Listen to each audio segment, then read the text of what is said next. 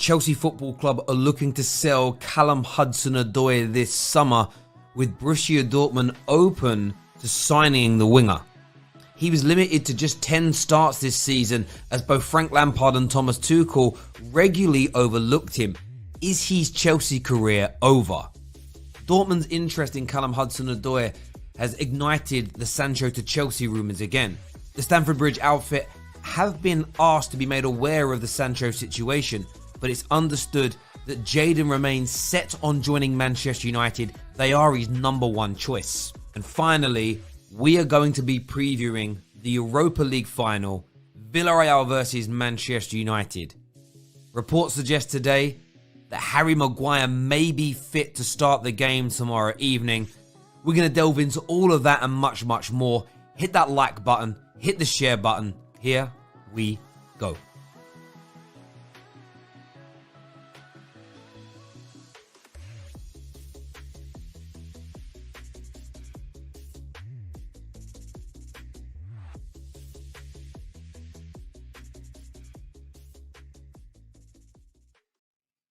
Afternoon one and all. Europa League final preview this afternoon to come. We've got an amazing Manchester United quiz as well. We were out in Manchester yesterday quizzing and testing the knowledge of local Manchester United fans. Stay with us. You do not want to miss it. Some of the answers are brilliant. We're going to be delving into the transfer news this afternoon ahead of the Manchester United Villarreal preview. KJ will be joining me. We'll be opening the phone lines up for your calls a little bit later on as well. But big news from Dean Jones today. But before we go to that big news, we have a hijacker. Hello. Oh, you hurt your fingers? Oh, no. You hurt your fingers? Yeah. Oh, she hurt her fingers, everybody. How do you hurt your fingers? And I got Jackson. Jackson did it? Yeah, Jackson. Oh, no. I think, do you want me to kiss him better? Yeah. Let me see your hand. Oh, you fall over? Yeah. Oh, all better now. Yeah, no better. Oh, there we go. Give me a big cuddle. Listen, love you. When I'm finished, I'll come see you, okay? Okay. Okay, love you. Close that door behind you as well. We always get the hijack at 5 o'clock, which comes time. So, yeah, that is Lady Freya of the Football Terrace. Future owner, potentially. There we go. But, yeah, we're going to talk Callum Hudson-Odoi first of all. It's long since been thought that maybe his time at Chelsea Football Club was coming to an end. Didn't really get opportunities under Sarri, but signed a new deal. Lampard didn't fancy him. A lot of criticism for Franking doing that. Thomas Tuchel, there's always been this feeling that does Tuchel really trust him? Predominantly played him as a fullback at times and not as an inside forward or a winger, partly down to the formation. There was a moment after a game recently where Tuchel was really giving him some encouragement and sort of leadership and structure and sort of feedback after a game, and everybody thought that would be the turning point. But reports today from Dean Jones, in my opinion, one of the leading journalists in the football field, has claimed that Borussia Dortmund are interested in signing him and that Chelsea are willing to sell him this summer. We'll go into a bit more of Dean Jones' story here. And it's important to point this out because I saw a lot of Chelsea fan sort of sites share this news, but they limited the news. And there's an important distinction to make here about what Dean Jones has actually said. He says Chelsea are willing to let Callum Hudson-Odoi leave this summer and Borussia Dortmund are open as a potential destination. He was limited to just 10 starts this season as both Frank and Tuchel regularly overlooked him, even though the current boss seems to take to Callum Hudson-Odoi at first. He says that he has not lived up to the hype that drove Chelsea to hand him a £120,000 a week contract to keep him away from Bayern Munich, and it is now being indicated that they are open to him leaving before the start of next season. The valuation is unclear at this stage, but it's understood Chelsea may even be open to letting him leave on loan if the majority of his wages are covered. So one of the biggest, what you've got to understand about that, one of the stumbling blocks about selling Hudson-Odoi is that it doesn't appear that the majority of teams so far feel that he's worth £120,000 per week. So they're unlikely to commit to a big transfer fee and match his wages. they don't get anywhere near to matching his wages, Callum Hudson-Odoi is in a position where he may just say no to the move, and that will scupper any opportunity Chelsea have of looking at, say, for instance, Jadon Sancho. So what Chelsea may do is loan him out for a year, hoping that he has a Joe Willock, a Jesse Lingard loan move, and so that a club is prepared to pay the money required for his services, or a bigger European team want him, or maybe they change their minds and keep him at the club. But if they let him go and they bring in a Jadon Sancho and Jadon Sancho kills it, there's probably not going to be room for him. It says Chelsea have been asked to be kept aware of the Jadon Sancho situation, but the player is understood to remain set on joining Manchester United as his top choice. That's the bit that was left out. Two bits that were left out today by the majority of the kind of Chelsea broadcasters on this is the fact that they're willing to loan him. But why are they willing to loan him was kind of ignored. And what was kind of not spoken about is the fact that it's because nobody's willing to pay the wages and a fee for Hudson-Odoi up front. But equally on the Sancho news, it was, we're interested in Sancho again. But Sancho is hell-bent on joining Man United.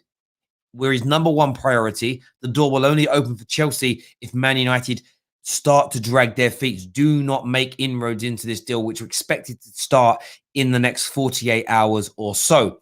So as it stands right now, Tuchel doesn't appear to want Callum Hudson-Odoi. The club are willing to let him go out on loan if they can't find someone to buy him this summer. And you've got to make it understand that the comments made here. The valuation is unclear. The valuation is unclear because no one knows how much he's worth due to the lack of game time.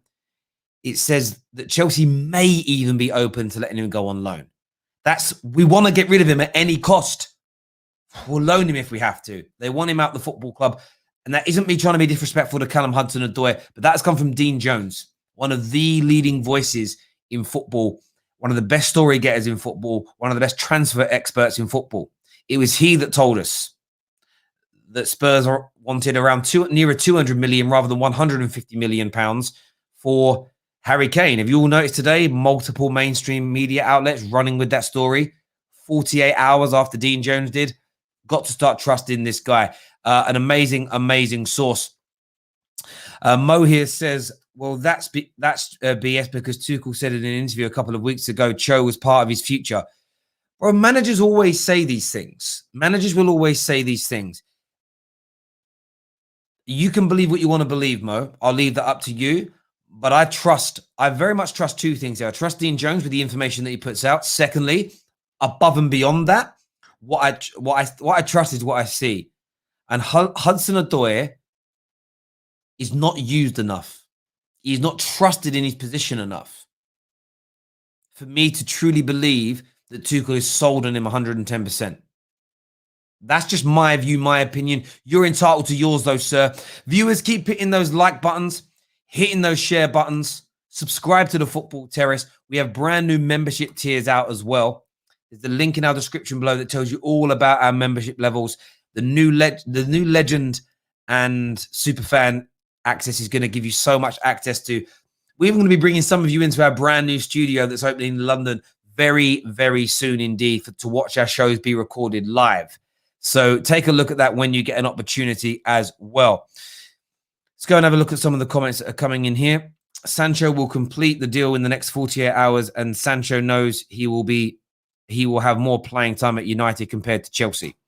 I don't know about it being completed in the next 48 hours, but what I do know to be true is that Man United is his priority and Jadon Sancho is Manchester United's priority. United are going to be submitting a bid. They have been told by intermediaries will be enough to get the deal over the line.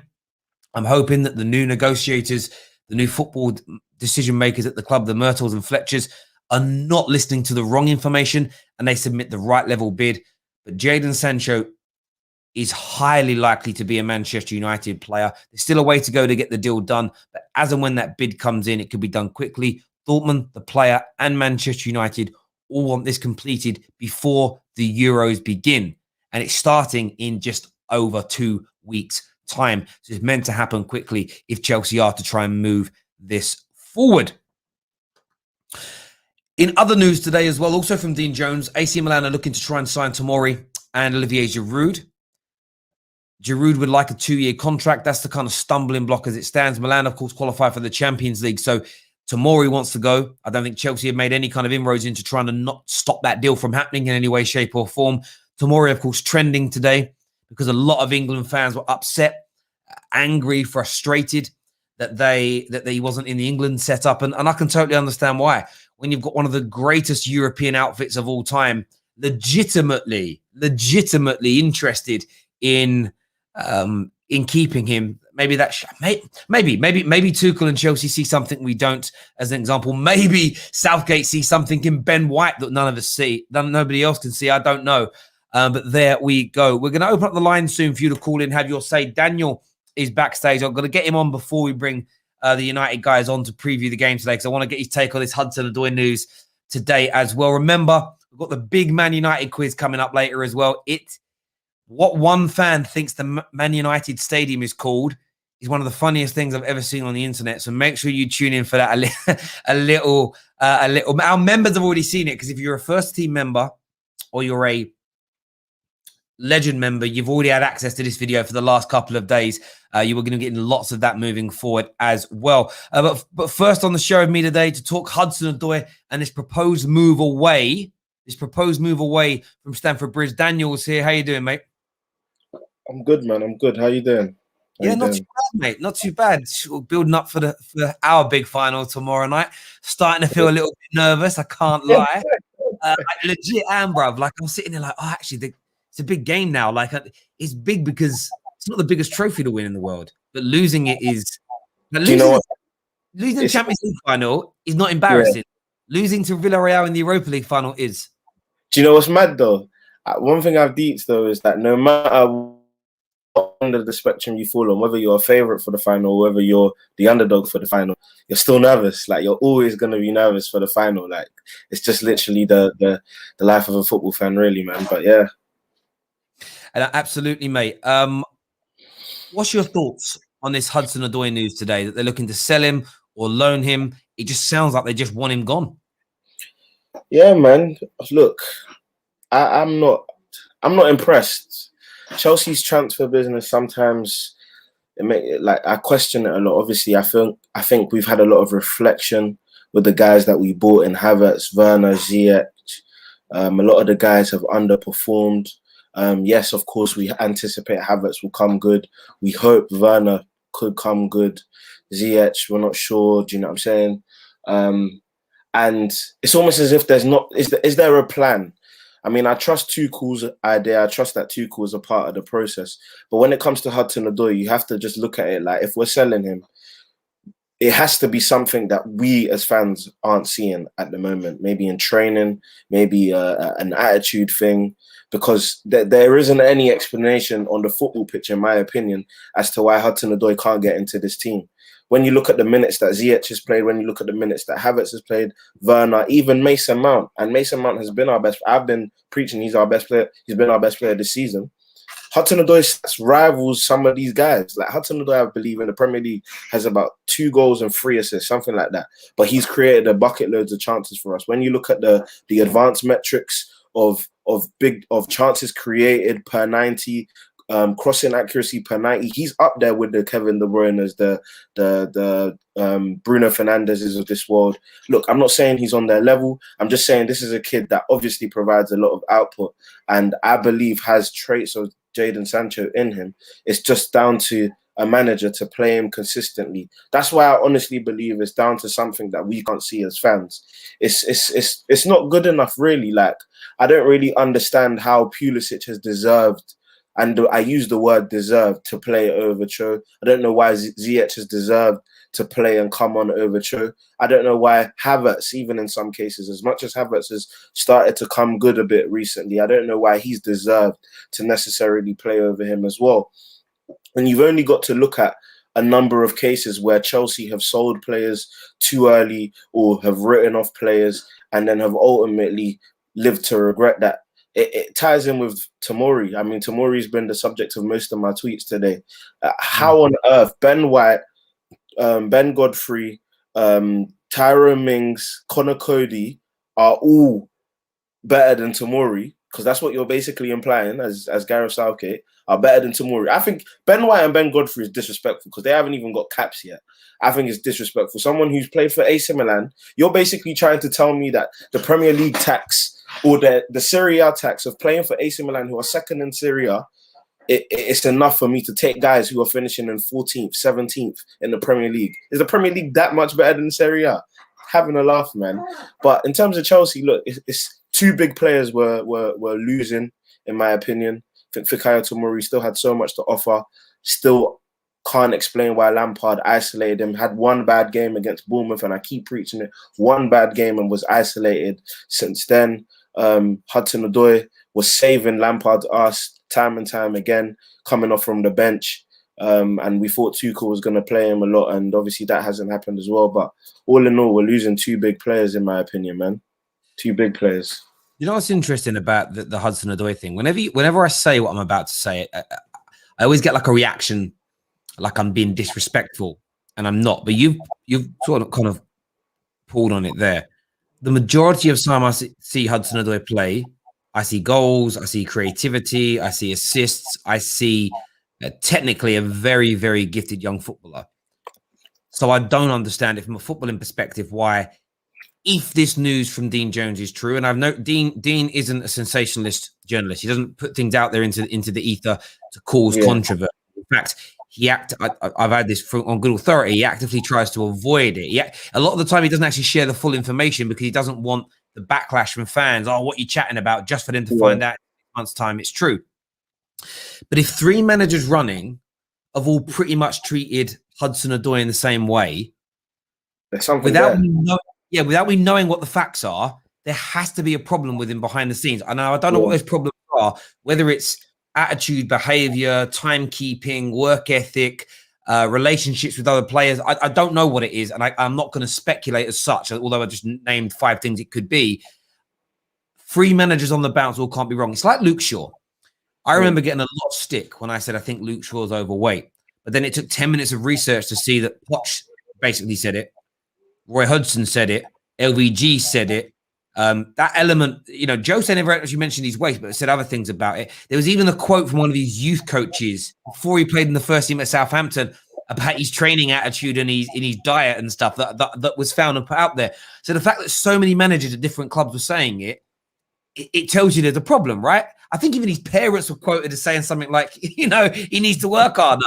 So you kind of got this sort of situation with Hudson-Odoi where I rate him as a football player, but there has to be an issue there that none of us are seeing, because 3 on the bounce, can they all be wrong? Maybe. And what may end up happening, he may end up leaving, and maybe he drops a level.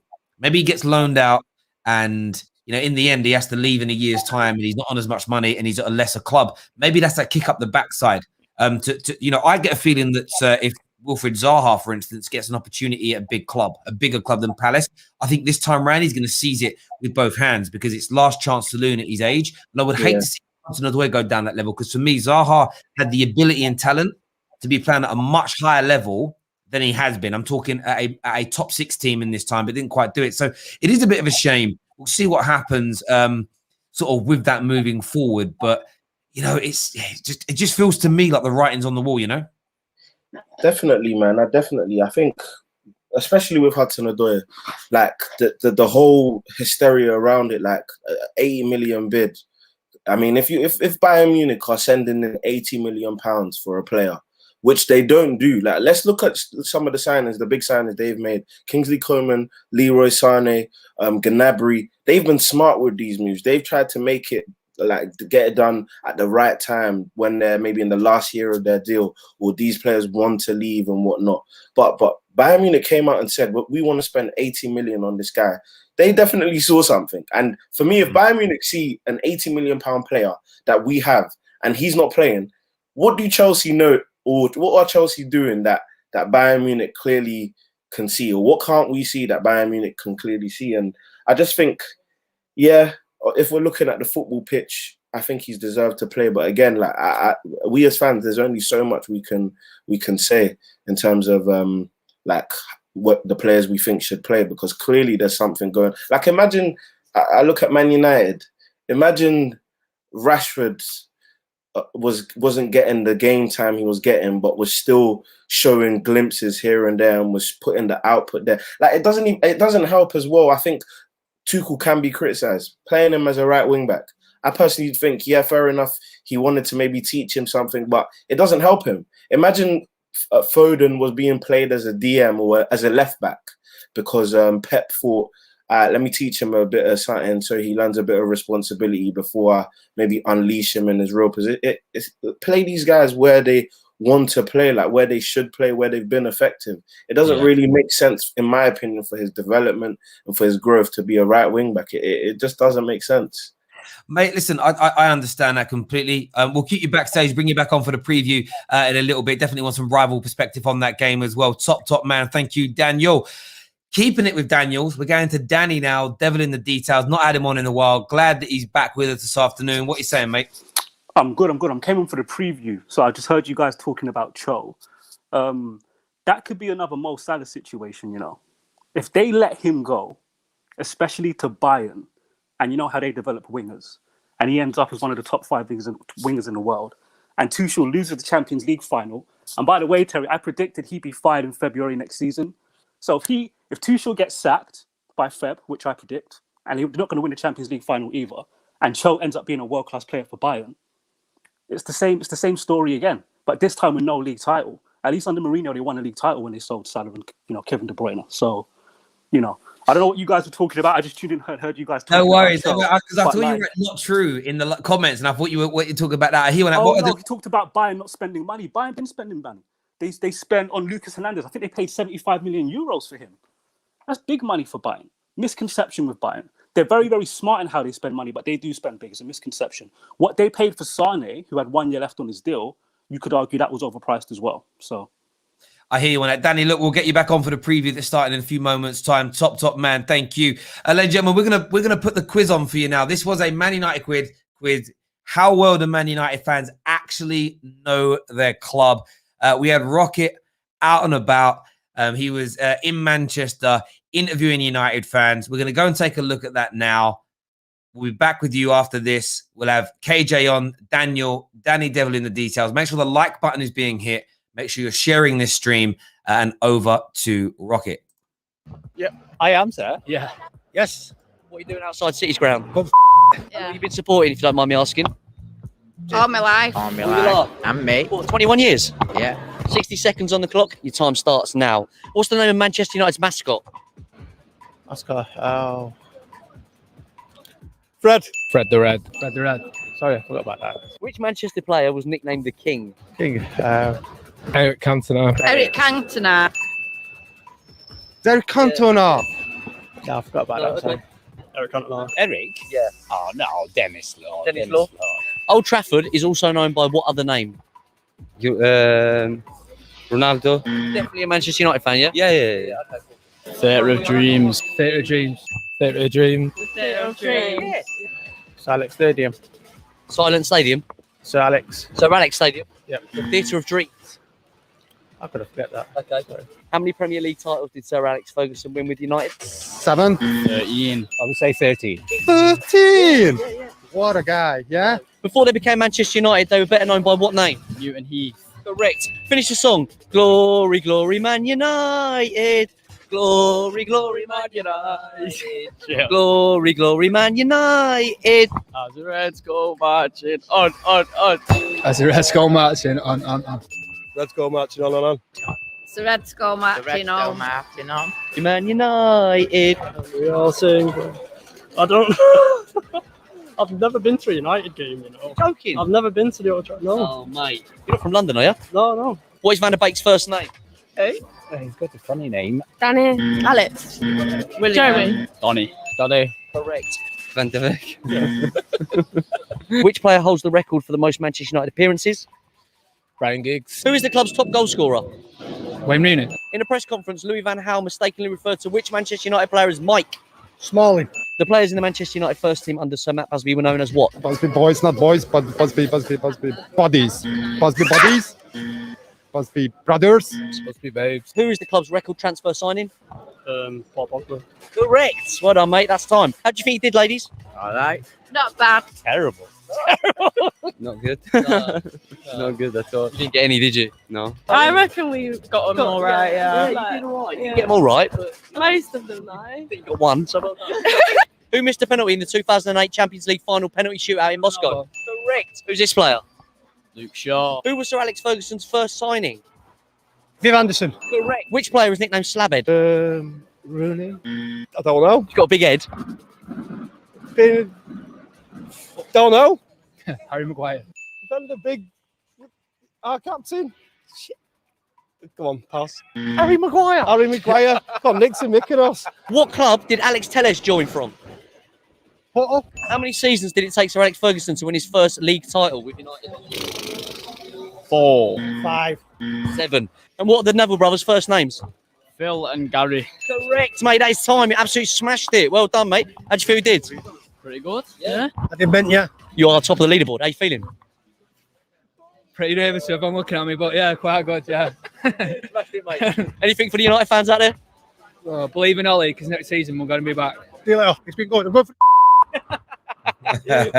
There we go, ladies and gentlemen.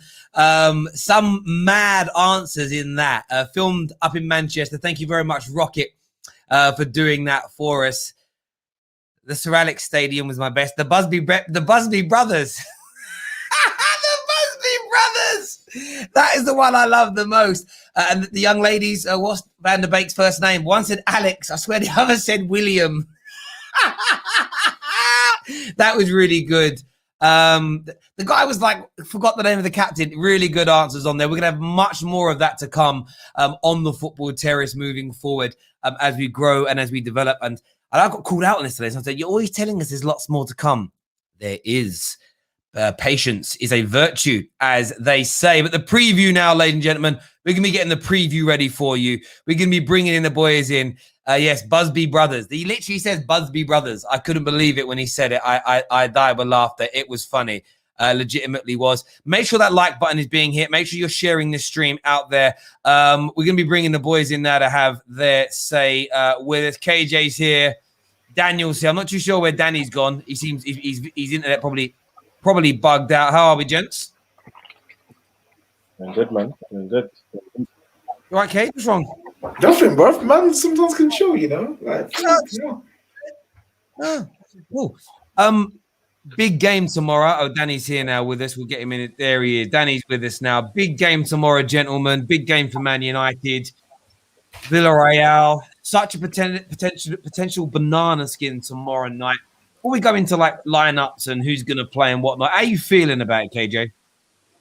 Oh, to be fair, good. Obviously, you're always nervous before a final. You always think, potentially the worst can happen. And, you know what I mean? We could have a bad evening and all that. You know what I'm saying? But no, I'm confident. You know what? I'm happy that we're here. I'm not happy how we got here, but the fact we've made it this way, making a good of a bad situation, is what we want to see. So yeah, man, let's go and win this trophy. What do you mean, KJ? You're not happy how we got here? I'm just curious. As in, like, obviously, I'm not happy that we got kicked out of the Champions League. Oh, okay, 1 point. Okay, you know what I mean? Cool. Like the why we're in the Europa League, I'm not happy with. But the fact that we've made it to the final since we are here, yeah, I can do nothing but be like, cool, well done, boys, we're doing our job. Yeah, I get that. I do get that completely. I sort of feel like I'm really happy to be here. Legitimately, I want to win this now that we're here. I'm a bit like you, that I'd rather have been in the Champions League. To you know, he's getting to a Champions League quarterfinal or semi-final better than winning the Europa League. I don't know. I don't know really. It's not. You don't think So it is? I think semi-finals are it's above. not. I'm sorry. Like a trophy, a FA Cup is better than winning. A League Cup is better than getting to the quarterfinals of the Champions League. You people wondered why I wanted the Super League. This is what the Champions League has done to people, where you have to question whether getting to a quarterfinal of a competition is equal to a trophy. There's no comparison. You know what it is for me, Terry? Yeah. Remember when we played Real Madrid in 2000? Was it 2010 when we played Real Madrid in the Champions League, the second time round? In the preview, right? They showed the trophy cabinet for Real Madrid and Man United in Europe. Now, it's bad enough at the time we only had 3 Champions Leagues and they had like 7 or 8 at the time. That's not what made the graphic look really, really bad, Terry. It's the fact we didn't have any Super Cups in there. They had like seven Super Cups in there, other little trophies. in our trophy cabinet, there were like five trophies in total. In Real Madrid, it was like 12 or 13. It was embarrassing to look at. So for me, just as a vain Man United fan, getting that European trophy in the trophy cabinet, like, I'm all for it. Like, I'd rather have that than like quarterfinal of a Champions League every day of the week. Facts, I agree, man. I think it's almost disrespectful, in my opinion, to a degree. Obviously, respectfully disrespectful, but disrespectful that fans think that winning the Europa League or getting to the quarterfinals of the Champions League is better than winning the Europa League. No way in hell. Like, you're in a competition, you're there to win it. No matter how you get there, whether you stumble there, whether you're not supposed to be there because of the prestige of your club, like, you want to win every competition that you're in. Yeah. Why do you think, as Chelsea fans, we were so upset with how we lost the FA Cup? You think I don't give a toss about top four? I couldn't give a toss. I wanted to win the FA Cup above everything else, because that's what you remember when it's all said and done. When we have these debates next season, you're not going to talk about who finished in the top four last year. You're going to talk about who won the trophy. And at the end of the day, we weren't part of the people who have won trophies. We'll see what happens in the Champions League final. But yeah, you want to win every trophy you're in. And you know what? Yeah, I also find that it's mainly fans of the Premier League that diss the Europa League so much. Most teams in Europe, including the Spanish clubs, Italian teams, French, like, they take this competition very seriously. Like the way that their fans respond to when they get to the latter stages of this competition, they treat it with the utmost respect. And I see it as just a Premier League thing where it's like, oh yeah, the Europa League, what is that? We don't. Do you know why that is though, KJ? Yeah, because if you're Sevilla and you know it's going to be really, really hard to overthrow Barcelona and Real Madrid and get past the quarterfinals in the Champions League, they won that competition like 2 or 3 times in a row. Simeone won it with Atletico Madrid before he transformed them into, to topple Real Madrid and Barcelona. So you're right, on the continent, it's an important competition. I've always felt teams in the Premier League outside of the top 4, the Evertons, all of those, like back in, I'm not even talking recently, I'm talking back in 08. When we had the original top 4, Man United, Arsenal, Liverpool, Chelsea, when we had that top 4, it always baffled me that the Villas and Evertons never took that UEFA Cup seriously.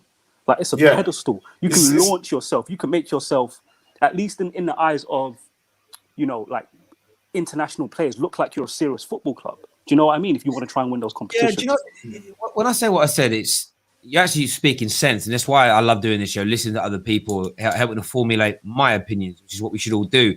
I think my feelings, reflecting on it while you gentlemen were speaking, is very much it's because of it's either the banter you get from other fans and the kind of but it's a Mickey Mouse thing, but also the amount of Man United fans that I do listen to on a regular basis that are just like, in terms of I consume their content or I follow them on socials, where it's like they're almost angry that we're in this final. And there's this part of me that thinks, should we actually be happy that we're here? But you're absolutely right. Winning trophies in the grand scheme of things is important. And, whether or not I believe in Ollie, you believe in Ollie, that's another part of today's show we're going to get into a little bit later in terms of what he needs.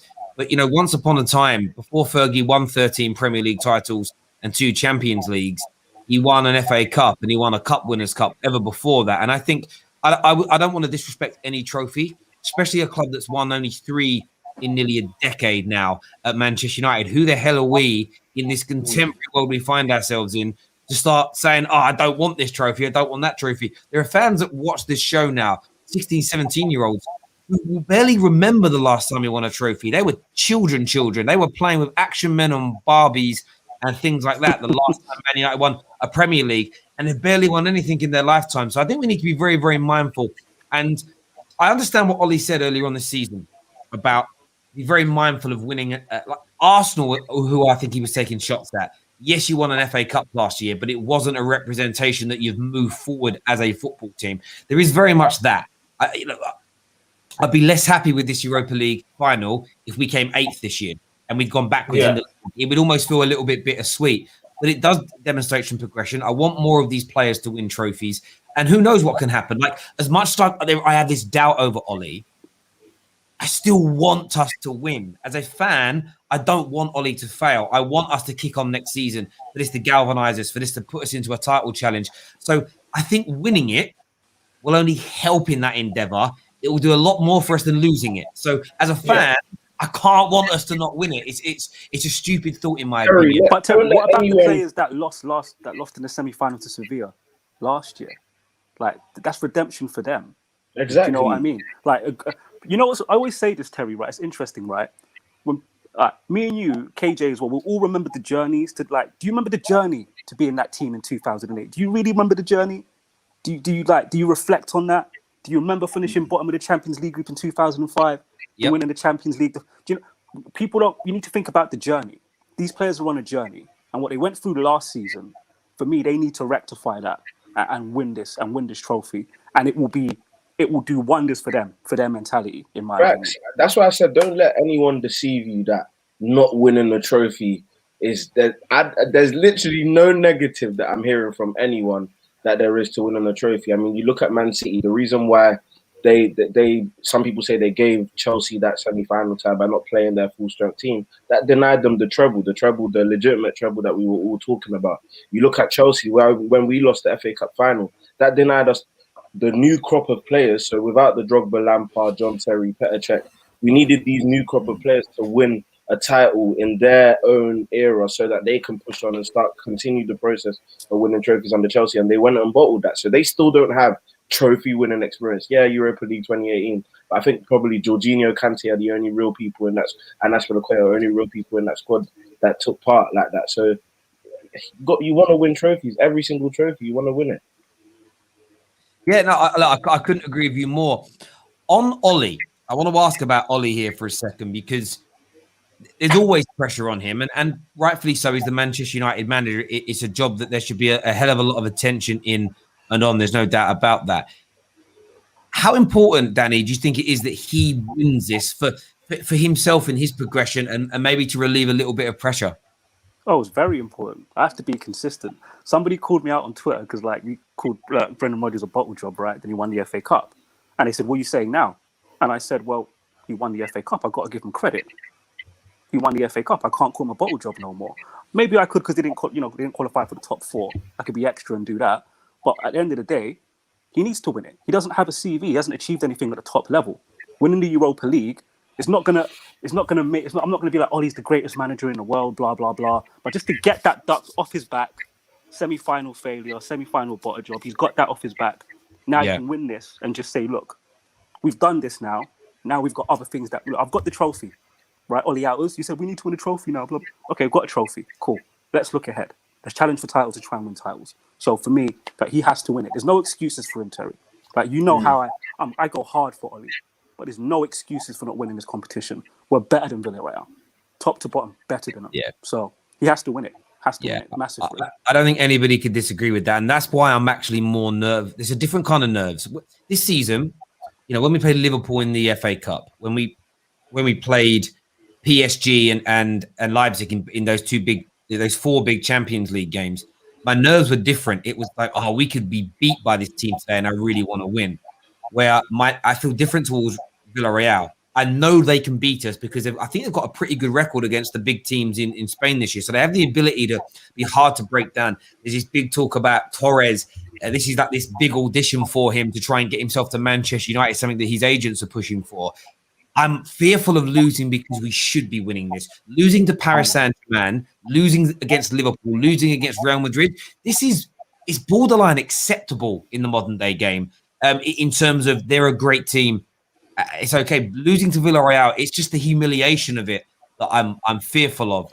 As a fan, what it means for Ollie, it's just I don't know. Ollie needs this. Ollie needs this more than the club. We've already got the Europa League. We've completed the set of trophies that we can win. But this is more for Ollie and the players than it is Manchester United, and that's where the pressure comes now. It's like, can you do it for yourselves? Like, can you do it for your own personal pride? Can you actually take up the mantle of being the better team? Because when United got to the first spot in the middle of the season, two games later, they threw it away. They choked. They choked. They crumbled. KJ. You know what I mean? Like they bottled it. You know what I mean? So it's just for them. It's like, all right, cool. Let's prove to people. Can they prove to people that we may have bottled the Champions League, but we're going to rectify that and actually go and win this Europa League? And you got to look at the run as well. Our run to this final was probably the hardest one out of the teams in the semi-finals. We came up with, and everyone said we was going at every stage we was going to get knocked out. I think bar Granada, people said we would beat Granada, but we came up against a Real Sociedad team who was flying at the time. Also had one of the best strikers in the world in Isaac. Had David Silva, Januzaj returning to do a madness. You know what I mean? You know what I mean? And all these things go around it. We beat them. We came up against AC Milan, the second best team. Sorry, in I've got to Italy. interrupt you, KJ. You two at the top. You weren't happy about that draw. I've got to remind you. You two were AC not Milan. happy about that. You No, weren't I was not happy about AC Milan, and it showed because that game was a tough game. You know what I mean? That game was a tough game in the end, and they were the second best team in Italy. They were supposed to play us off the park. They were supposed to beat us. We got past them. Granada, and then Roma again supposed to beat us. We're supposed to lose. They're gonna be defensively sound. They got Xhaka. You made the Roma game too interesting, man. Well, you mean the second game? The second team, we made it interesting. But the first game, we absolutely blew them out of the water. You know what I mean? And that's again another team that's supposed to beat us. Yeah, but that's happened all season, and that's the one thing I would say. Again, everyone knows my thoughts on Ollie. I don't need to reiterate them again and again and again.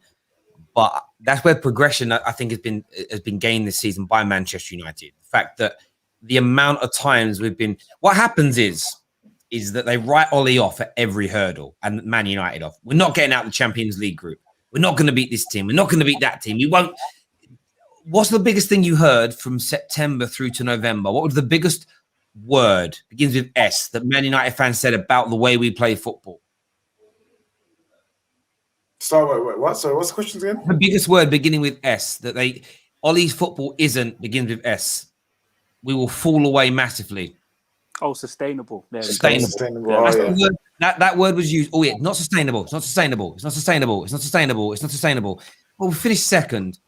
Did we beat the best team in the country with the best manager in world football since Sir Alex Ferguson? No. But did we progress on last year? Absolutely. And the thing is, if you're negative about everything, so if you always predict a negative outcome for Man United, do you know what happens? At some point, you're right, because no team wins every game. Every team will lose a big match. Every team will have things that go wrong. And if everything you predict is negative, you have a 100% chance of getting some of that right. Because every team in this season, even with City, they've had negative moments, even though they've won the league and are in a Champions League final. You know, there was a lot of people a few weeks ago when Chelsea were flying high. It's all going to come crashing down, new manager bounce. You lose 3 or 4 games, and they're like, see, told you. But they were always going to start losing games at some point because all teams, throughout the course of history, no matter how good they are, no matter what run they're on, they have a dip. But you have to look at the season from start to finish and how do you feel about it? You get this notion of, Terry, but we were in a position to challenge for a title halfway through, so that changed my expectations in the context of the season, so we should have won it. Well, why? By that very logic, then the circumstance can change in 2 months' time again, can't it? Like it's just crazy, and that's why I want Ollie to do it. That's why I want him to do it, just as a little bit of a thumb in the eye. People don't have to think he's a great manager, because I don't think he's a great manager. But it's the people that have given him zero credit this year for any element of improvement. I just hope he, gives a cheeky little wink and a smile. He gives the most horrendous post-match interview ever that's embarrassing, just to wind them up. That's all I want it for, pure banter. What I will say, though, is that to kind of put it into, or add a bit of spice, is that, like, if you man don't win, I mean, that undoes so much of the work that Ollie's put into the team, in my opinion, firstly. Secondly, less so important to the club, but great for the rival fans. Your club is going to be in so much turmoil. Rival fans? No, you mean some United fans, mate. Honestly. Bro, the Man United Twitter is going to be like in tatters. There's going to be people calling for Ollie's head. No, but there's Man United fans that want him to lose. You do know this, right? Because the argument is, and I've seen it already, like the argument is, if Ollie wins this trophy, no one can call him a bottle job, because he's come and won a trophy, which no one predicted. Because one of the biggest arguments of Ollie was, is this the guy to win us trophies? And obviously, if he wins the Europa League, the second biggest European competition, that's a big trophy to win. Like we've already. Yeah, but Dan, you already know that the goalposts will be moved. He'll be, but you can't win the major trophies. But we got in there because we failed in the Champions League. KJ, I've been thinking that for 10 minutes, but I'm an Ollie inner, so I couldn't say it. I just wanted you to say it. And my point is, with that goalpost being moved, That's between you and your fan base. I couldn't care less. Like it's going Yeah, I know, yeah. no, it's literally going to be that. And for me, like it's just gonna be like a case of like everyone's going to be wondering like what next for Man United. Like, can this guy actually win us trophies? And someone like Johnny, for example, he's gonna be loving it. Like, but the thing is, they're gonna be mad if he wins it because they're gonna see him smile that he's won a trophy and be like, "Why are you smiling? You've just won the Europa League. That's a disgrace. You need to be out there and go win the Champions League." KJ, you've touched on it. They will sour. This is what I can't stand. You know, this is who Ollie Outers are. Ollie Outers are the friend you don't want to travel with, right? They get on the aeroplane, they turn on the aircon, it's too cold. They get up out their seat, you know they're going to come back and cry about the stewardess being rude. The backseat drivers as well want to tell you how to drive. Oh, you took that turn too far. Why, you cut that? That's Ollie Outers. They just make the journey unbearable. That's why I can't stand them. Everything is complain. We'll win this trophy. We'll be, Terry, if we win this competition, you realise we can't celebrate on the terrace because we'll be celebrating mediocrity. We're acting like we won the big Champions League competition. We can't even be happy, mate. But do you know what's mad about it is when I talk about Ollie Outers, because again, I don't put myself in an Ollie out or Ollie in camp as such because they're both mad. Because I find both are extreme people at the opposite ends of the same extreme spectrum, and I find it all hilarious. People often think, "Oh, Terry's taking shots." Nah, I'm having a laugh, bro. It's fun. Like, I want to see us win and lose for different reasons. I love seeing people melt down. I love about Johnny's a prime example here. What I love about Johnny, what I love about him is if we win or lose, he stays angry. And it's just brilliant. There's almost nothing that could.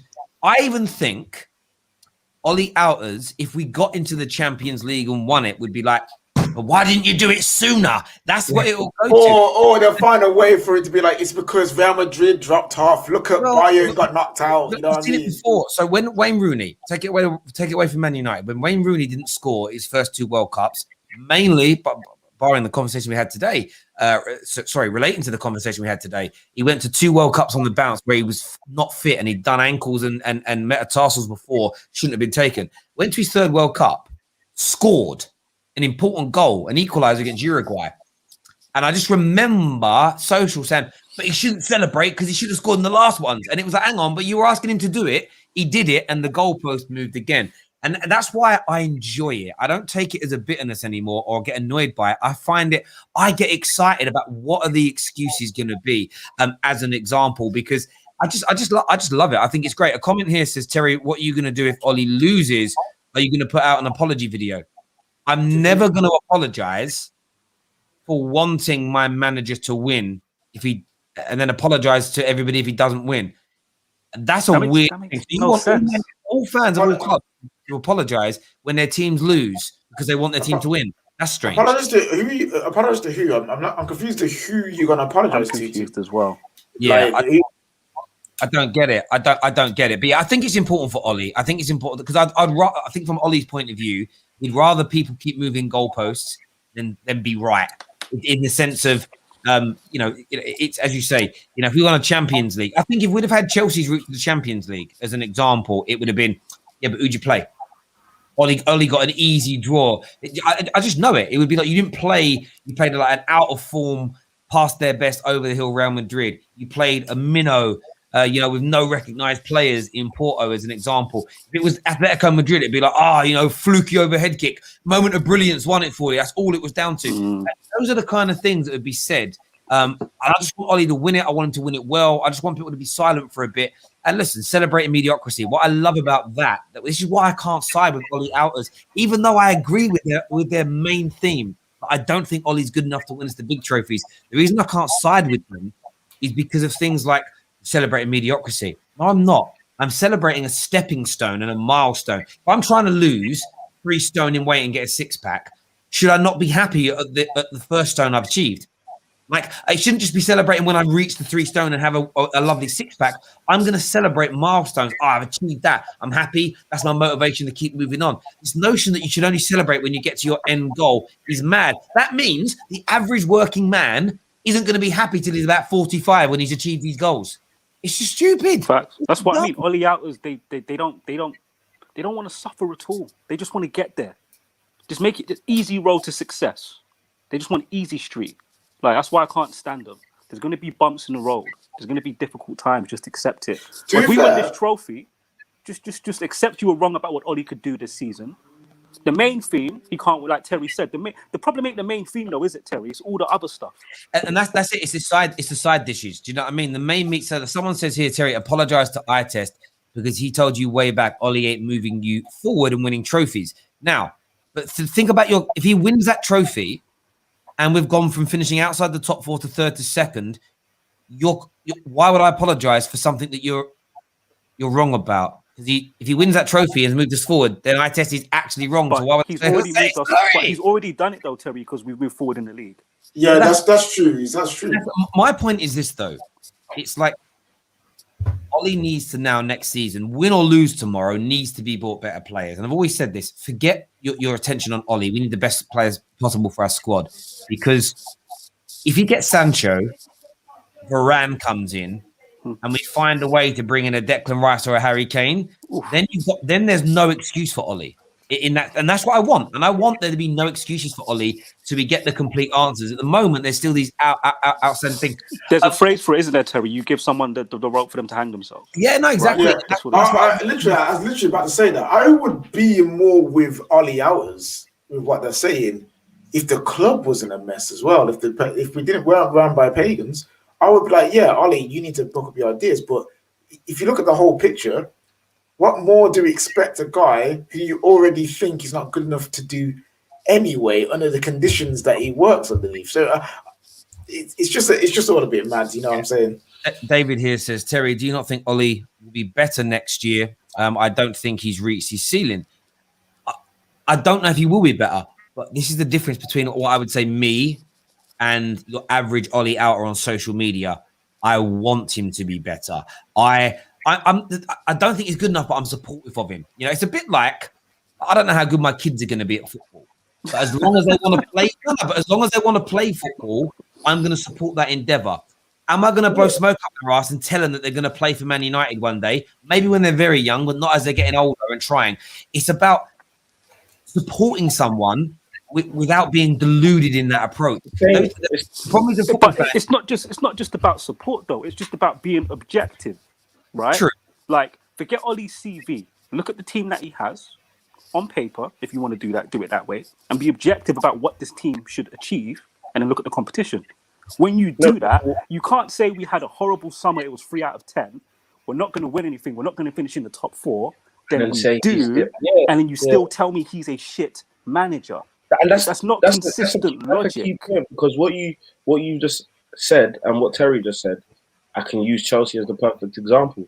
Lampard had the transfer ban. He had the inexperience, only 1 year. We gave him the benefit of the doubt, and he ended up finishing in the top 4. And we were like, rah, for the majority of fans anyway. We trusted the process. That's why when we went into the season, I can guarantee you at the beginning of this season, if they said rank Lampard, Arteta, Ollie, and I can't remember who the 4th manager was in that thing. Ollie's last.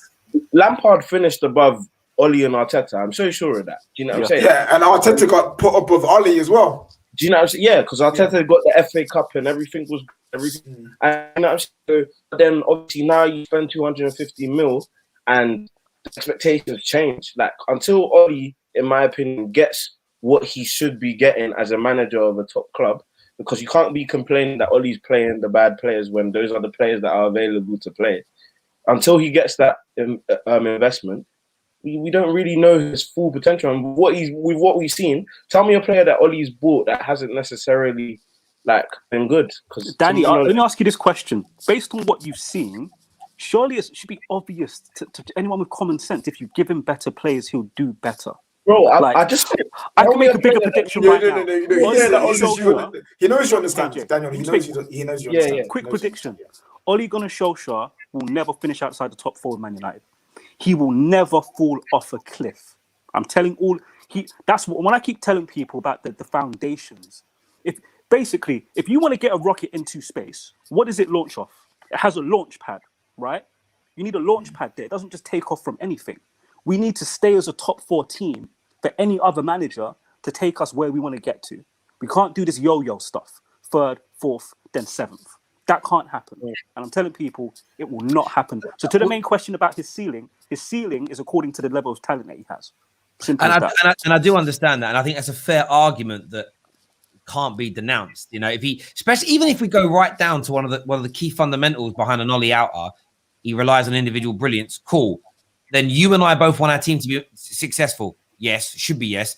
Then give him the best players, the best individual talent possible, and then we'll be successful. Because I think at the end of the day, we should all be wanting our teams to win. And that's why the argument annoys me from the vote Ollie outers, because you can see in their undertone. We all know undertones exist in this world. They want to fail to be right, and you can smell it on their breath. You can smell it. You can smell it. That's why I love Johnny, by the way. Imagine being annoyed that.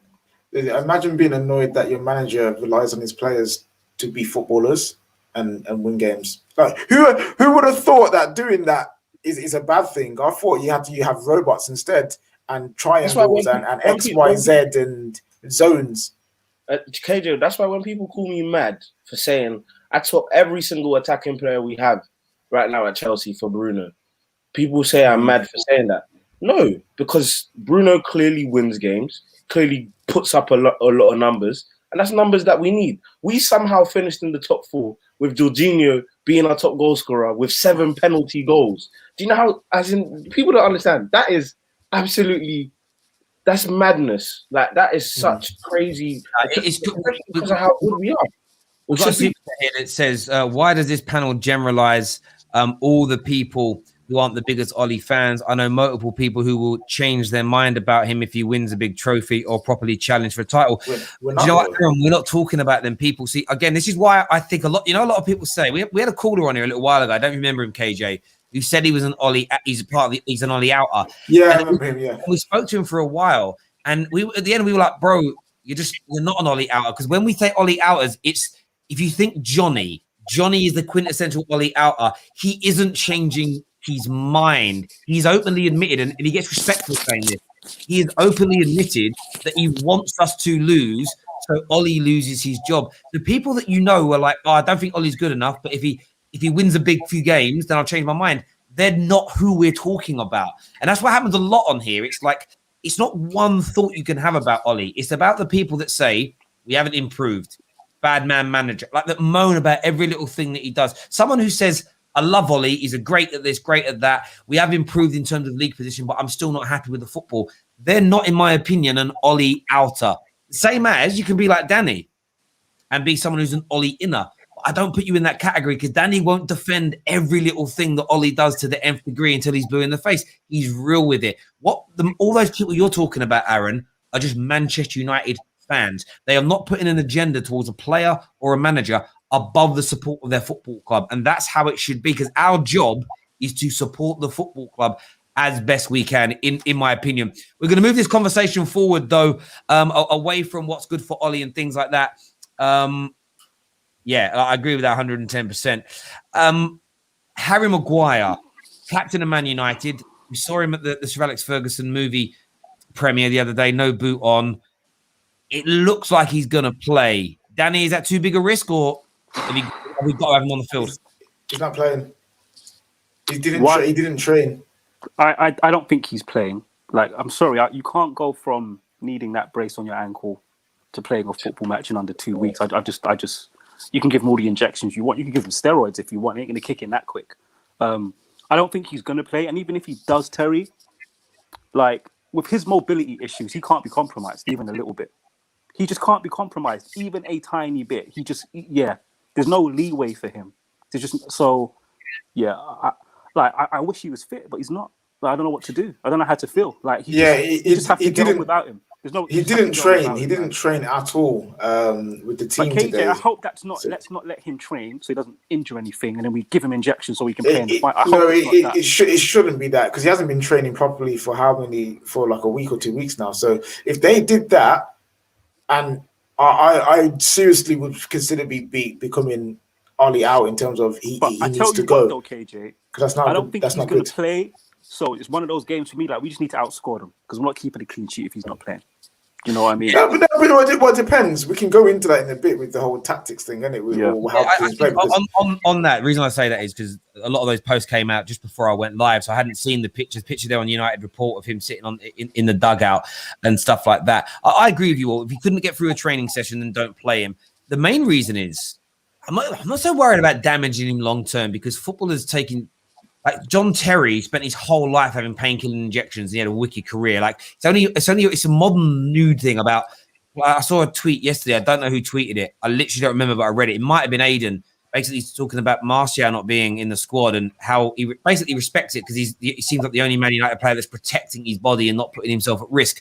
My view is, if you're fit enough to play, most players will take an injection to get through it in some way, shape, or form. My view is more, if he isn't ready to play, it undermines Tuanzebe and Bailly too much, and they're part of our squad. And I don't like that on a man management level, saying to them two, Maguire with 1 foot working, almost like a Johnny Evans in the final of the FA Cup. Now, that never went on to damage at Leicester, but I always find that's a risk. I think it can undermine players, and equally, you can lose, even aside from that, you might just lose an early substitution that you need later on in the game, and if you can't play, shouldn't play. I agree with you, Terry. Only that, this is what I would say to your point. I think Ollie's already done that with how much he plays Maguire anyway. So I don't think like him just putting him in this game regardless would damage those players. Because Bailly's come out. Didn't Bailly come out today and say he's sick of not playing back-to-back games? Yeah. So like I think he's already done that. So I don't disagree with you in that way. I'm just saying I think he's already done that, mate. That's what I'd say. Sorry, I've read a really weird comment from somebody on there. This super chat isn't funny, it was a different comment. Sorry, this getting better players argument can be said about any team barring City and Liverpool. Yeah, but every. I'm sorry. I don't get it.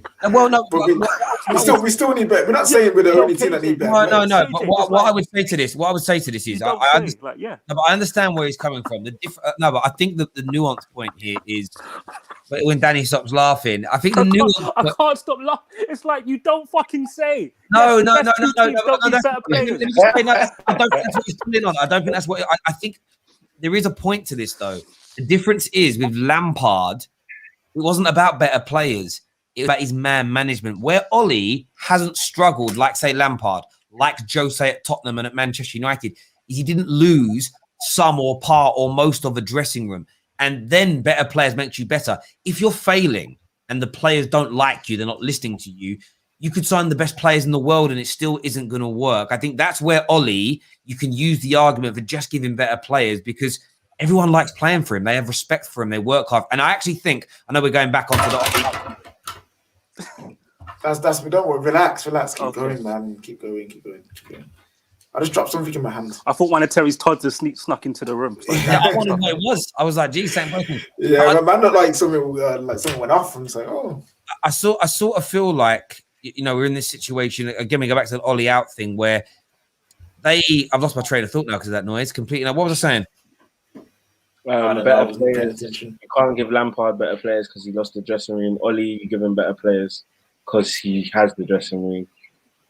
Yeah, I think that's one of the things that irks the Ollie outers is that because they've been looking for about 5 months to try and be the bad man manager. I don't know if you've seen that and noticed it, and they can't. I think that's why they get irked by it. But yeah, thank you for that super chat. The Maguire thing's there. Who starts up front, KJ? Cavani, No, the front three. The four, the three. Yeah. Cavani. See, I personally would move Pogba back into midfield and play Cavani, Rashford, and Greenwood just to go through it and just to finish them early. But there are plenty of arguments to say Greenwood can be on the bench or Rashford can be on the bench. Either way, I think Pogba's starting somewhere on the field. I personally would just put him back in midfield and just get the game done with Greenwood, Rashford, and Cavani up front. Yeah. How about yourself, Danny? What's your head saying? When was the last time Pogba played in central midfield for Man United? And I haven't seen the last 4 games because I've been away working. Has he played central midfield at all? No, it's been. He played. He got moved. Well, he got moved. Someone got subbed off, and he got moved into midfield. During the game, it might have been Fulham. I just wanted to ask. I just don't think Ollie's going to do it. What I would want to see is Pogba on the left, Cavani up front, Greenwood on the right. That's what I want to see. I think Ollie's going to do half of 2/3 of that and play Rashford on the right and not Greenwood, which I don't like. I prefer Greenwood there. But trust me, Paul Pogba's starting on the left. I think he's definitely starting on the left of that attacking three. You see with that, it's like Villarreal, Emery's their manager. When I watched them against Real Madrid, they was doing a lot of low block. There was a lot of defending deep and then break on the counter.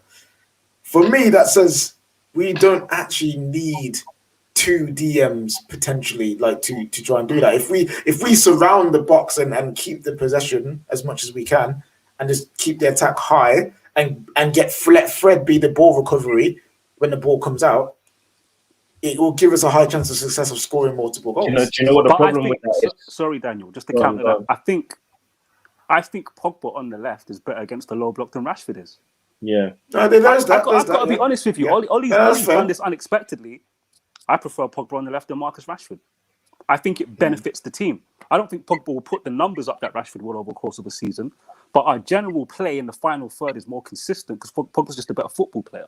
He doesn't give it away as much. He's a better decision maker. Do you know, the I way think he links up with Bruno and Cavani is more consistent than what Rashford does. Yeah, what it's done by putting him there is you have creativity rather than goal scoring instinct, and we've lacked that. We had a situation where you'd have Bruno a goal scorer, Cavani a goal scorer, Rashford a goal scorer, Greenwood. All three think to score before they think to create, and it creates an element of sort of a bit of an imbalance. You throw Pogba into it, and you get an additional bit of creativity. So I would like to see Pogba start there. However, I don't remember the game, and I should remember it, but I don't. Where it wasn't working, and it may have been against Liverpool. It was against Liverpool. No, it was Liverpool. Yeah, it was Liverpool where we were just being overrun on the left-hand side because Paul Pogba was there, not because he was doing anything wrong. It just wasn't working. If that was for whatever reason to happen against Villarreal, and we were being exposed down that side, we needed more. What we couldn't do against Liverpool is attack on the counter with pace because we only had one pacey player on the right in Rashford. A change should have been made earlier by Ollie to win that game. If we would have gone with Greenwood for me at 35, 40 minutes, taken off Fred or McTominay, put Pogba in the middle and gone with two wide players, I think we beat them in that game. I don't think they score the goals they score late on. We could all see it coming. And as soon as we made the change, we got right back into the game almost instantly. So I think that's all I would want to see different is if it isn't working and we're not springing into our attacks with enough speed, there isn't enough balance of speed on both sides, change it early rather than persevering. If we can see it maybe damaging us because they're attacking us and they're creating opportunities. But for me, I'm the same. Cavani, Greenwood, and Paul Pogba to start. Rashford to come off that bench because we know how good he is. To come off that bench 70 minutes into the game, especially if we, whether it's to kill the game off or to grab a winner. Hopefully we've won the game by 70 minutes. That's what I'm praying for. But there we go. What are you saying, Danny, from a rival looking in? Who do you think should be starting in those positions? I kind of disagree. I think Rashford should play. I think Rashford and Bruno have easily been your two best players this season, whether it be output or performance, however you want to look at it. And that's from my perspective, looking in. I think Cavani definitely starts. He's shown. I think Cavani's been a bit like our Thiago Silva in a way where he's brought a calm head into the positional sense. Like I think he's taught Greenwood a lot of things. And I even saw the report where a big part of why you might not be going for Kane is because you believe Cavani and Greenwood and Rashford. Yeah, but they say that about not going for Greenwood's developing, so we don't need Jadon Sancho. Don't believe any of that. It's all excuses. No, it's fair enough. You can only go off of what you read from these guys, innit? So we'll see in it how it plays out. But I think the main thing for me is that when we're talking about the final and who you start, it doesn't matter who you start. You should be winning the game. That's just how I see it. Yeah, no, that's true. That's true. For me, you're only like, I'm not even going to be worried if I even think if Villarreal go 1-0 up, it's worse for them. I think they have to go 1-0 up very late on in the game because if you will just turn it around in the second half like you always do. So the game only becomes interesting for me if it gets to like 60 minutes and it's still 0-0. Then I'm going to be like, Man United, what's going on here? Like, do you know what I'm saying? So I think you just get your players. The best players I think is Rashford. I think Pogba, Bruno, Cavani. You kill the game off in the first half to get 2 goals, and I think the game's done. So yeah, I hear that. we know who's starting in the, I don't want to go through it because it will trigger too many people. We know it's going to be McFred starting in that middle. A lot of people after the game at the weekend are calling for Donny to start or Matic to start in there. You know, it's not happening. We just know that it isn't happening. So I just don't want to have a debate about something that's just, it's so nonsensical, pointless. Yeah, Danny, you see that? Yeah, you see that, Danny? That when McFred gets brought up, that's how I feel. No, do you know what? You know what's bothering me? This, like, because I've been critical of Ollie not playing Van de Beek, but like last game of the season, Wolves ain't playing for nothing. He plays, and that's your evidence. This is why I can't stand these people. Yeah, they don't like. If that was, you know, when a player that people don't like does well against a crap team, they're like, well, he only scored against that team. It's not. Marcus Rashford's a flat track bully. He only got his outputs last season because he took penalties. But Van de Beek plays well against Wolves in the last game of the season, and that's all your evidence you needed. I agree. More balance, that's all. I agree, and for that's me, why I'm rubbing my eyes. Even with the performances from our youngsters in that game, I was happy for them, but I'm not. It isn't changing my opinion on any of them really. In terms of like Alanga, like he scored a really good goal. He also fucking missed a couple of bad ones, but I'm not holding any of it against him because it was essentially a pre-season friendly. For all intents and purposes. We're going to go on to the defensive line in a minute here. To the last super chat, do you think any manager would win the league or cup with McFred and no natural right winger? I'm confident of a win. Else I am fleeing. Otherwise, I'm fleeing the country. I hear you on that one, bro. A lot of people will. Centre backs. We know Lindelof's going to be one of the starters. Danny, who would you go for? Tuanzebe or Bay? Disclaimer: I haven't seen our enter the Premier League season. I did not see. I was in the middle of nowhere working, and I put the pin in the group chat so you guys can verify that. I was in the middle of nowhere. I ain't seen nothing. I'd go with Bailly, like just because I think Bailly's better than Tuanzebe. I haven't seen the form. I haven't seen how they've played in the last 4 games. So just based off what I know about those 2 players, I'd go with Eric Bailly. Interesting. How about I saw KJ straight away was like, this is a hard one. Because KJ's probably seen stuff in games I haven't seen recently. That's what it is. It only is. It's like Lindelof, Bailly, Lindelof. I mean, Bailly, Tuanzebe. Hang on. Sorry to interrupt. Sorry. There's all these people in the comments saying that Bailly was injured in training. You're joking. After his comments today, he's injured. What? You know what? I don't know if it's true. I'll go on to that in a minute, right? Do you know what? If he is injured, I'm just going to say this now. And I know I'm bitter, but I've got to say this. For all the idiots who tweeted and blogged and vlogged and wrote articles for months saying, why doesn't Ollie build a defense around Eric Bailly? Because he's made of. I'm trying to verify. I can't see soggy biscuits. He's made of Bitcoin. No, that's funny. I can't see. And if someone's just sent me the tweet, if it's not from some verified account, I'm seeing people disagreeing in the comments. There was a break-in. Oh no, there was an image of him receiving medical attention. Oh, of course, could be a doubtful fine, but he's on the floor. There's not much. This could be a normal massage. You know what I mean? I don't know. Literally, there's not much to really go off from this photo. That could be part of his normal routine. Yeah, it could be. Like I honestly don't know, bro. When he's healthy, I don't believe he's healthy. Just saying. Yeah, fingers crossed. Fingers crossed. It was an update. He's up again. No new sign of injury to keep him out of the final. Yeah, it's fine. Okay, it just looks like he's getting a massage or something. We're trolling, so fair enough. Well, someone says Terry spoke too soon. Well, I don't, because maybe not now, but in the games he's played recently, there have been times. There was a time where he put his head into a challenge that he didn't need to put his head into, and he nearly got knocked out. And it's things like that with Eric Bailly. Why I don't think he'll ever make it to the full potential that he has as a footballer, because he does get injured too much. He does those silly things and whatnot. So I'm glad that he isn't injured. But blame the trolls for lying. No, it's not really a troll thing. It's more of people have seen an image, and it's people are interpreting the image. It's like, he must be injured. He must be injured. It's like, no, just relax for 2 seconds, and like all it is KJ, one but screenshot. I haven't seen the games lately. As I was trying to say, Bailly Lindelof Tuanzebe, Bailly Tuanzebe. I don't want any of those pairing in a final. That is my issue. That's why I went like this, because kind of like, all three of those pairings have an issue there. You know what I mean? Have a major issue. If I wish Maguire was here because I would have played Maguire Bay. But because it's not, we've got Tuanzebe who's been okay in recent games, but there's still that question mark over him. You've got Bailly who's rash and reckless and again could get injured at any moment. And Lindelof just a soft youth, man, just bare weak in that. You know what I mean? It's just one of those ones, it's like, who do I pick? But isn't like Lindelof is playing a Spanish team? That's the league he should be playing in, by the way. I think he'll be fine. It could be. He could be. Like who's Villarreal got to bully him physically? If he's getting bullied by Villarreal players, I don't know.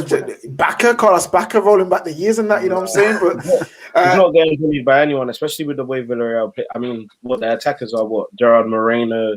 Yeah, Backer. There's no Chukwueze ain't playing, and by the looks of it, I think he's still injured. So that's not a bad thing. That's one of the main players. If anything, there you've got to go with Bailly. Plus, he's playing against his old team as well. Maybe that might spark him up to play well. Like who knows? He has to be everybody. We're just reaching at this point. This is pathetic. We're just reaching now. No,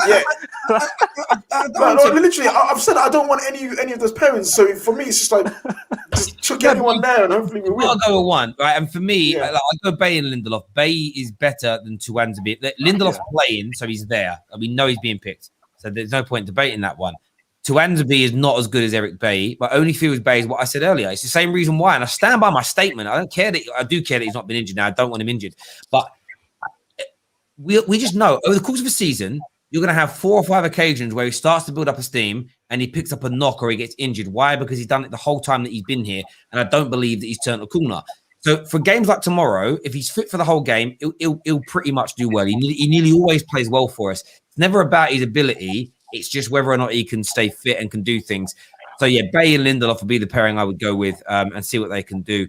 But, yeah, he did make some comments today, Danny, about, one day in the future maybe playing for Jose Mourinho again, essentially. Oh, really? Good luck. Yeah, his quote was something along that. He basically said that he stays in contact with him, speaks to him fairly regularly, spoke to him when he got sacked from Spurs. Again, when he signed for Roma and said he's a coach, he basically likes him. Italy. I don't know what it is about Italian football, but they do wonders for players. So him going to Italy, all of a sudden he'll be fit. So yeah, let him go. Yeah, same with Chris Smalling. Chris Smalling is that same thing. He goes to Italy. Evra was done. I swear to you, bro, he couldn't run. Oh yeah, when he goes to Italy, and I see him in the Champions League catching man up, and I'm like, what are they doing over there? What's the sports science in Italy? It's different. All that olive oil, mate. Do you know what I mean? Exactly. On the joints, rubbing it on there. Yeah. Do you know what I mean? Doing something, man. But yeah, it's an interesting one. I don't know. I'm so nervous about it tomorrow night. How do you see it going, Daniel? But you can't lose. I keep saying it, like you can't lose, because if you lose, do you know what? I like Cam, yeah, but Cam's the first person I'm gonna come to. Like if you lot lose, it's just gonna be bad. And it's just going to be bad omen, and just in terms of the whole fan base, because I just don't see how there's even an explanation. Regardless of what happens in the game, whether you get a red card or whatnot, like you just can't lose that game. Like all the pressure is on you, and I actually think it's so much of a one-sided final that there isn't even pressure. Do you know what I'm saying? Like you when you played Ajax, what was the score when you played Ajax? 3-0. 2-0. It was 2-0. 2-0. But you dominated them in that final. Like you absolutely battered them. That wasn't a good game, though. No, it wasn't. It was horrible. Jose masterclass for a reason, isn't it? It was painful. Nah, you'll win, man. Prediction. If I gave my predictions, I think you'll win 2-0 again. Like it's a nice easy win. How about Anita here says Cam's head on a pike. On a pike. Yeah, they're becoming for Cam. That is for sure, man. Said it with chess. I feel like we'll win. I don't know if it's going to be as convincing as we believe. I know that I feel they will score and it will be from set piece, and I'll just be vexed. I can see it already. They're good at set pieces. We're bad at defending and attacking them. So I want to go with a 3-1. I can see them. I can definitely see them. If we score first, they start to open up. We can absolutely pam them. We've seen it against multiple teams this season about what happens when you try and get a goal against us and leave space. So yeah, I want to go with a 3-1 win. I can see them scoring, but I can see us getting just having too much firepower for them in the end. I can't see them holding a 1-0 lead for the whole game. What are you saying, Danny boy? I think we'll win. The context, don't know. The score, don't know. Because I'm not going to pretend to know much about Villarreal. I don't know much about them. I don't watch Spanish football. Haven't watched them in this competition. So yeah, just think Emery Arsenal, and then you've got your answer. Very pragmatic. Yeah, but like at Sevilla, I've seen him. He played good football at Sevilla as well, though. So do you know what I mean? I think he adapts to his players at times, depending on how long he gets to play with those teams. But no, we're winning. Like we have to win. There's no. It's Sir Matt Busby's birthday. You know when you can't imagine any like, can you imagine the reality that like send me to a different universe? Like I can't. Yeah. I don't want to be in a world where we lose this final. Literally, the thought of melting down is the reason why I'm so nervous for this game. It's the reason why you can't lose. I'm lucky. I'm going to be away this week, so like if we lose, I can be distracted. But like I just don't want to. But then coming home Saturday, Sunday, watching the terrace, I'm like, nah, this is. With the players you've got, man, Bruno, Cavani. It's all about this, Daniel. Like you said, you know what it is, though, players. KJ? Based on what we've done against Milan, against Sociedad, blah blah blah. Exactly. We should be spanking these guys 4-2 because we're not going to keep it cheap. Yeah, no, I understand you. I feel you, but you know what it is with our team. Yeah, it's all about this. It's all about the mentality. What's in there? It's their own. If they live in their own minds and overthink it and get nervous, and if they have fear of losing. That's the only thing that I see being a problem: the fear of losing, and that's getting a hold of them, and you start seeing guys playing it safe, not wanting to play football properly. We need to look at the Chelsea game against Leicester, where Daniel felt there was arrogance in that game. They thought they had already won it, and we need to look at that and be like, teams like Villarreal, like Leicester, where this is their biggest game in how many years. They will defend with a 1-0 lead with their absolute lives. We can't give them any hope. We have to be serious and be like, yo, I don't care how much you've been looking forward to this game. We are pamming you, man, into the ground, going back to where you belong, which is the mud. What? You know what I mean? That's what I want from them. The benefit, KJ, of having Cavani and Bruno. They're not going to have that shit. They're not having that. They're not having that. Those two aren't having it. They're not going to let those... If they see other players shrinking... Bruno's not going to have it verbally, and Cavani, he gets you energized by the way he moves. Do you know what I mean? So, do you know why? Do you know why you have to be up? They have to be up for this tomorrow. And do you know something Luke Shaw said in the press conference earlier, where they basically spoke about Sir Alex and David Gill are actually in the hotel with the team and they've travelled, and people have sort of said, suggested, are you going to speak to Sir Alex? Is he going to help motivate you? And Luke Shaw, the first sentence in the tweet I read about what Luke Shaw said before I went and watched the thing, he was like basically said, I don't know if we're going to go and speak to Sir Alex Ferguson. I don't know. And I thought, that's weird. But then he goes on to say, because I don't think we should rely upon needing him to motivate us. We need to do it ourselves. And that's the truth. When you look at Villarreal, this is why which makes it a tough game. They're not a bad team. But Villarreal have never won La Liga. They have never won the Champions League. And they have never won the Europa League or the UEFA Cup. This is not how bad it is, but in terms of their pedigree. On Wikipedia, when you look at their honours, they list, under Champions League, they list semi-finalists. On the Europa League, they list semi-finalists. Under La Liga, they list the one time that they were runners-up. So in terms of winning trophies in their history, they don't even have the history of a Tottenham or teams of that size. They are below that. So they go into this game. They've never been runners-up in a European competition. This is the biggest game in the history of their football club. So they want this so much. You have to match that hunger. We've said this many times on the terrace. Talent gets you so far, but hard work, determination, passion, desire is what gets you over that line and which makes you the champions. And that's why, for me, when I look at this, we have to be so up for this game because they are going to want this. There is a part of me that thinks as a club and as a fan base, maybe they want more than us. Maybe they want it more than us. And we need to fight against that really hard. From what I saw against from Arsenal and Real Madrid, because obviously they went 1-0 up against Real Madrid and lost 2-1 in the end. Arsenal had a plethora of chances to put them away. Yep. There are chances to be had in this game. But the way that they will play, they literally will put everything on the line and you've got to earn those goals.